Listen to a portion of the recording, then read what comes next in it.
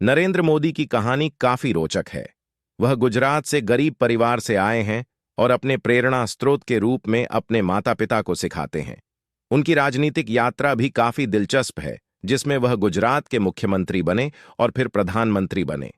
नमस्कार दोस्तों, कैसे हैं आप सब? उम्मीद करते हैं अच्छे होंगे। तो शुरू करते हैं। वीडियो शुरू करने से पहले आपसे गुजारिश है, वीडियो को लाइक और चैनल को सब्सक्राइब जरूर कर लीजिए। वीडियो शुरू करने से पहले एक बात आपको बता दें कि एक सिक्के के दो पहलू होते हैं। अगर कोई आपको एक पहलू के बारे में बताता है तो उसे आप सच्चाई मत मान लेना। दूसरा भी पहलू आपको अवश्य जानना चाहिए। उसके बाद आपको सही या गलत का अनुमान लगाना चाहिए। आइए शुरू करते हैं। वीडियो। नरेंद्र मोदी का जन्म तत्कालीन बॉम्बे राज्य के महेसाना जिला स्थित वडनगर ग्राम में हीराबेन मोदी और दामोदर दास मूलचंद मोदी के एक मध्यम वर्गीय परिवार में 17 सितंबर 1950 को हुआ था।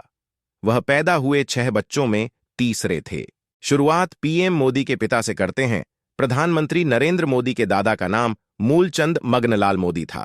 उनके 6 बेटे दामोदर दास मोदी, नरसिंह दास मोदी, नरोत्तम भाई मोदी, जगजीवन दास मोदी, कांतिलाल और जयंतीलाल मोदी थे। पीएम मोदी के चाचा जयंतीलाल की बेटी लीनाबेन के पति विसनगर में बस कंडक्टर थे। पीएम मोदी का परिवार काफी आर्थिक तंगी से गुजरा। कई बार खुद पीएम इसका जिक्र कर चुके हैं। प्रधानमंत्री नरेंद्र मोदी के सबसे बड़े भाई का नाम सोमभाई मोदी है। सोमभाई स्वास्थ्य विभाग में काम करते थे और अब रिटायर हो चुके हैं। अब वह अहमदाबाद में वृद्धाश्रम चलाते हैं।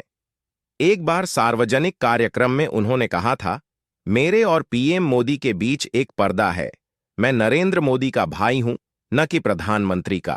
प्रधानमंत्री के लिए वे लगभग 25 करोड़ भारतीयों में से एक हैं। पीएम मोदी के दूसरे बड़े भाई अमृत भाई मोदी हैं। अमृत भाई एक प्राइवेट कंपनी में फिटर के पद से रिटायर हुए। 17 साल पहले उनकी सैलरी महज 10,000 रुपये हुआ करती थी। वे रिटायरमेंट के बाद अहमदाबाद में 4 कमरों के मकान में आम जिंदगी जी रहे हैं। उनकी पत्नी चंद्रकांता बेन गृहिणी हैं। उनके साथ 47 वर्षीय बेटे संजय भी अपनी पत्नी और 2 बच्चों के साथ रहते हैं। संजय का अपना छोटा सा बिजनेस है। वे अपनी लेथ मशीन संचालित करते हैं। साल 2009 में अमृत भाई के परिवार ने एक कार खरीदी थी, जिसका उपयोग खास मौकों पर ही होता है। पीएम मोदी के भतीजे संजय ने एक बार मीडिया को बताया था कि उनके परिवार के किसी सदस्य ने अंदर से प्लेन नहीं देखी है। संजय के अनुसार अभी तक उन्होंने सिर्फ 2 बार ही पीएम मोदी से मुलाकात की है। नरेंद्र मोदी के तीसरे भाई का नाम प्रहलाद मोदी है। वे पीएम मोदी से 2 साल छोटे हैं।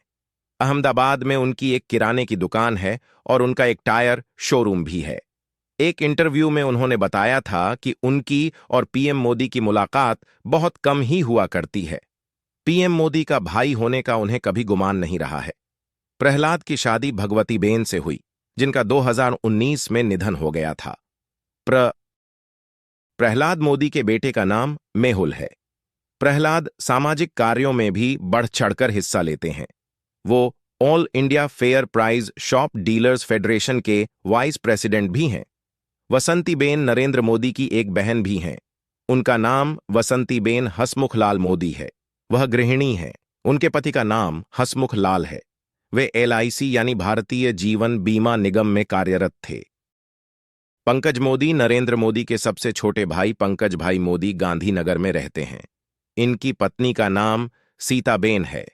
वे सूचना विभाग से रिटायर हुए हैं। पंकज के साथ ही उनकी मां हीराबेन रहती थीं। मां से जब भी पीएम मोदी मिलने आते थे तो उनकी मुलाकात पीएम मोदी से होती रहती थी। उनके पिता दामोदर दास मूलचंद मोदी ने वडनगर रेलवे स्टेशन के पास एक चाय की दुकान खोली थी। नरेंद्र मोदी भी अपने पिता की इस चाय की दुकान में हाथ बंटाते थे और स्टेशन पर यात्रियों को चाय बेचते थे। बाद में उन्होंने अपने भाई के साथ मिलकर एक चाय का स्टॉल भी लगाया। यही उनके जीवन में संघर्ष और आत्मनिर्भरता का प्रतीक बना। नरेंद्र मोदी जी मुख्यमंत्री बनने से पहले किन किन कठिनाइयां झेली? नरेंद्र मोदी जी ने गुजरात के मुख्यमंत्री बनने से पहले कई कठिनाइयों का सामना किया। उनकी यात्रा में निम्नलिखित प्रमुख चुनौतियां शामिल थीं। विनम्र पारिवारिक पृष्ठभूमि।